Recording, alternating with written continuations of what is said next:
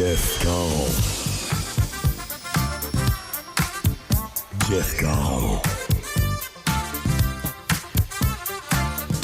À 9h24, Jean-François Caron, mes hommages. Salut, ça va? Ça va très bien.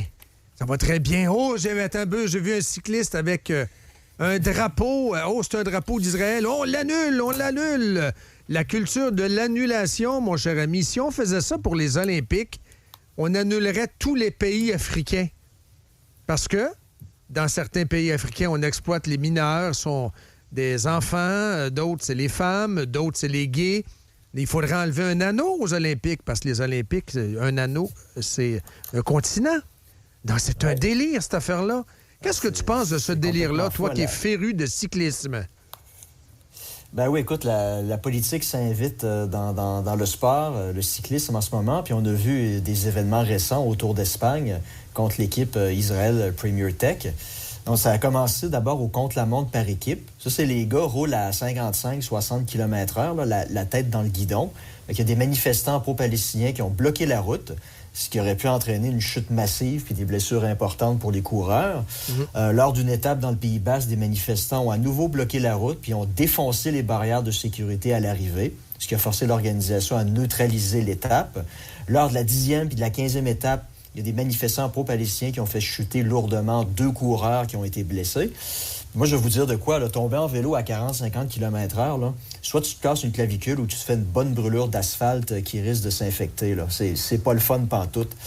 Puis tout ça, sur ces événements-là, ça a amené les organisateurs du Tour d'Espagne à se questionner sur leur capacité à pouvoir terminer l'épreuve sans encombre si l'équipe Israel Premier Tech continue à y participer. Vous avez son directeur qui s'est dit ouvert à l'expulsion de l'équipe, tout comme le ministre espagnol des Affaires étrangères. Puis là, vous avez les Grands Prix de Québec puis Montréal qui vont bientôt avoir lieu avec un groupe là, qui exige que l'équipe soit interdite de participation. Puis là, à ce jour, l'Union cycliste internationale continue à soutenir l'équipe, mais pour combien de temps, à la lumière de toute cette pression politique-là? Puis il reste à voir, ça va être quoi la réaction de la mairesse de l'île au Génie, puis du maire de la ville, puis le maire de la ville dont dépend la survie des pingouins en Antarctique, hein, 2 maires proches des radicaux pro-palestiniens de Québec solidaire. Moi, la question que je me pose, c'est est-ce qu'ils vont déployer les effectifs policiers nécessaires pour assurer la protection des coureurs de l'équipe? Donc, il va y avoir des Québécois. Hugo Hull va y participer, mais aussi assurer, faire en sorte qu'il n'y aura pas de manifestants qui vont être en mesure de s'immiscer sur le parcours des 2 épreuves. Puis ici, là, on a la preuve là, qu'on vit dans un monde où le nouveau héros, c'est la victime. Au lieu de mettre en place des moyens additionnels pour sanctionner ces abrutis-là qui posent des gestes extrêmement dangereux pour des athlètes qui n'ont absolument rien à voir dans le conflit israélo-palestinien, l'organisateur du Tour d'Espagne puis les dirigeants politiques préfèrent ne pas sévir contre eux, mais plutôt contre les coureurs en cherchant à les empêcher de courir. Si on s'entend, là, si l'équipe commence à être empêchée de participer à des courses, ben ça va signifier ni plus ni moins que sa dissolution, puis les 25 coureurs de l'équipe vont tous se ramasser au chômage. C'est le monde à l'envers. Breaking news, Israël, puis là, tout le monde en parle, tout le monde est là-dessus, ça vient de tomber, ont attaqué le Qatar. Israël a attaqué le Qatar et a mené une opération militaire dans la ville de Doha, la capitale du Qatar, contre l'establishment du Hamas. Voilà. Oui, parce que le Hamas, parce que les vrais leaders du Hamas, c'est veston, cravate et ça prend le petit café, là. Oh oui, ils sont à Doha, là. Ils sont au Qatar, ils sont pas à Gaza, là. Ça roule en Mercedes, en BMW, ça fait la grosse vissale de Pacha, là. Mais ça laisse mourir les petits soldats qui doivent, à qui ils demandent là, d'enlever des jeunes filles israéliennes, les violer puis les égorger, là. Ah non, regarde, ils ont commencé ça lorsqu'ils ont lancé leur opération en 2023, puis pour Israël, ça va se terminer uniquement quand ils vont avoir enrayé la menace du Hamas. Les Israéliens vont y aller all out jusqu'à ce que le problème soit réglé, là. C'est une tentative d'assassinat. Il y a différents reporters, en tout cas. Allez-y, c'est toujours sur X que ça se passe maintenant, Jean-François. J'ai les vidéos, je vois l'explosion dans un immeuble à Doha. Ça vient d'être filmé. Alors, tout est en instantané aujourd'hui. Tout est en instantané, quel que soit le média. Allez-y. Ça doit ressembler à ce qui s'est passé, l'attaque là, à Téhéran, contre les dirigeants militaires, des trucs vraiment ciblés. Là. Du Grand Mossad. Oui, ils savaient exactement où les trouver, là, les gars du Hamas. Là. Mais bon. Voilà. OK. Comment ça va, toi, puis, pour ça? Jase-moi de toi un peu. T'as-tu défait tes boîtes? T'as quand même déménagé dans un autre pays. Parle-moi de toi un peu, les cours. T'es-tu dans un milieu stimulant? Est-ce que tu seras plus heureux dans... Parle-moi de ton nouveau pays, brièvement. Moi, je trouve ça intéressant, la vie que tu mènes, et de préserver quand même une implication véritable au Québec. Là. Tu suis la POC. Là. T'en manques pas bien, là, pour vrai. Là. Mais tu restes quand même loin. Là. Je comprends qu'il y a Internet, mais quand même, il y en a qui sont décrochés quand ils demeurent loin du Québec. Parle-moi de ton vécu. Là. Comment ça se passe, ton intégration? Non, mais ça se passe super bien. Les collègues sont sympathiques. C'est une plus petite université que celle d'Astana. Mais les étudiants sont brillants. Ils sont sélectionnés. Puis, en fait, l'université est assez petite. Donc, c'est quoi le nom de l'université? C'est American University of Armenia, donc l'Université américaine d'Arménie.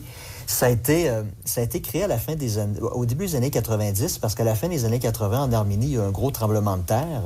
Puis vous avez des membres de la diaspora arménienne qui habitent en Californie, dans la région de Glendale. Donc, c'était des profs qui enseignaient à l'Université de la Californie qui ont décidé de venir ici pour Arizona ou Glendale? Ah, il y a un autre Glendale en Californie. Oui. OK, je comprends. Oui. Donc, ces profs-là, des profs d'ingénierie, ont décidé de venir en Arménie pour donner un coup de main pour rebâtir le pays après le tremblement de terre. Puis ils se sont dit, tiens, pendant qu'on est là, pourquoi est-ce qu'on n'ouvrirait pas une espèce de branche de l'Université de la Californie? Et puis, le projet s'est concrétisé en 1991. Donc, c'est une université qui a déjà plus de 30 ans, très bien établie. Il y a des anciens gradués, des anciens qui ont été députés, qui ont été ministres, qui ont été ambassadeurs. Donc, vraiment, l'université a fait une grosse différence dans le pays depuis plus d'une trentaine d'années.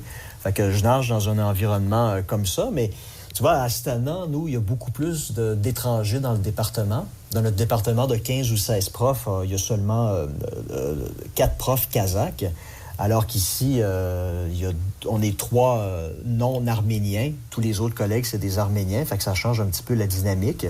Mais c'est des gens qui ont tous des doctorats d'universités européennes ou d'universités américaines. On dit qu'elle est affiliée, je suis en train de lire le résumé, tu es affiliée avec l'Université de la Californie, carrément. Berkeley, qui est dans les classements internationaux. Oui, 8 programmes de bac, 11 de maîtrise, 2200 étudiants. Donc, c'est une petite université. C'est ça qui est le fun avec, j'imagine, un petit campus. C'est que tu as le droit à un suivi plus personnalisé, j'imagine, une approche plus personnalisée, c'est sûr. C'est ça. Puis ça fait en sorte que comme l'université est petite, physiquement, il y a peut-être... moi, ce qu'on m'a dit, c'est qu'il y a à peu près 5000 étudiants qui font des demandes d'admission à chaque année, mais l'université peut juste en admettre 1500.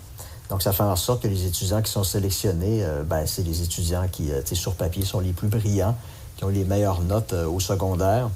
Leur anglais est absolument exceptionnel. C'est vraiment étonnant, là. Puis j'aime ça ici. Puis la ville, c'est une super belle ville. C'est très, comme je te disais... Yerevan, hein, c'est ça? Yerevan, qui est la capitale, c'est au pied du mont Ararat, où on dit que c'est là où l'Arche de Noé... oui, l'Arche, ça se peut que... J'allais faire des fouilles archéologiques. On disait que Noé avait une poignée de 30 sous. Là. Si tu te penches un peu, d'après moi, tu peux peut-être en ramasser. Là. Tu prends ton temps. C'est ça. Mais tu sais, c'est contrairement à Astana... Donner des pilotes aux girafes aussi. Oui. Tu sais, Astana, c'est une ville artificielle. Elle a été créée il y a 25 ans. Ils ont déplacé l'ancienne capitale d'Almaty au milieu de nulle part. Fait que c'est une ville qui n'a pas d'âme. C'est une ville un peu plate, tandis qu'ici, Yerevan, elle a été fondée il y a plus de 3000 ans.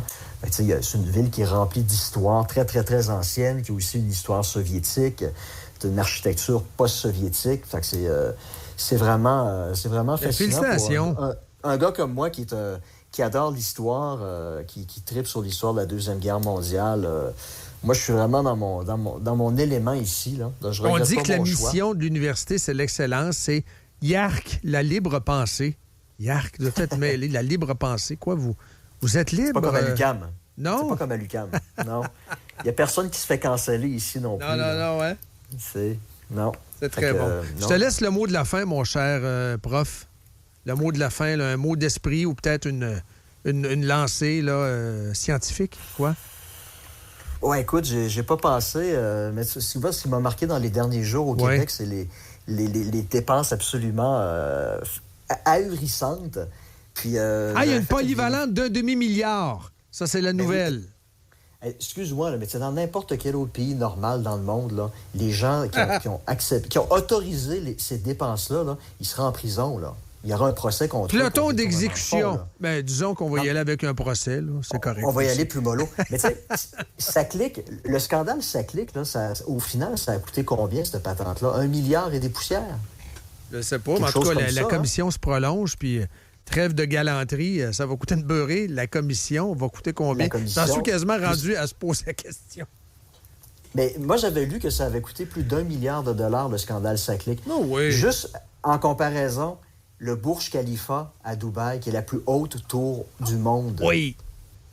Elle a coûté 1,5 milliard à construire. Tu sais, nous autres, ça, je peux te faire le même comparatif, mon cher Jeff. Le tramway de Québec, il va coûter 8 SoFi Stadium à Los Angeles. Oui. J'aime ça, ces comparatifs-là. Mais tu sais, on n'est pas dans des 5 % plus cher qu'ailleurs, là. Tu sais, on est dans les 5, 6, 7, 8, 10 fois plus cher qu'ailleurs, là. Il y a de quoi... honnêtement, là, faites l'analyse de l'air puis de l'eau au Québec parce qu'il y a quelque chose qui marche pas, là. C'est pas normal, tout ça, là. Ah non. Mais là, évidemment, on aura un nouveau gouvernement quand même. Sois gentil. Là, demain, la CAQ sera relancée avec une nouvelle mouture. On va ramener des plantes vertes dans le solarium. Donc, tout le monde va avoir du soleil et de l'eau. Mais tu sais, Drainville va rester au Conseil des ministres. Oui. Girard va rester ministre des Finances. Oui. L'autre là, qui est à la Santé va rester à la Santé. Oui. Alors, c'est pas un nouveau départ, ça, là. Il va nommer 3-4 plantes vertes de la... Puis il va y avoir un nouveau fardoche à l'agriculture qui va venir nous dire de manger notre broco. C'est pas... écoute, là, c'est fini. L'affaire est réglo. C'est fini pour Legault, là. C'est pas comme ça qu'il va se relancer. Là. Non. Les Lego, ça achève. Legoland. Monsieur Legault. Legoland, ça achève. Hey, merci beaucoup. Hey, on se reparle la semaine prochaine. Salut, bye. Salut, Jeff, bye.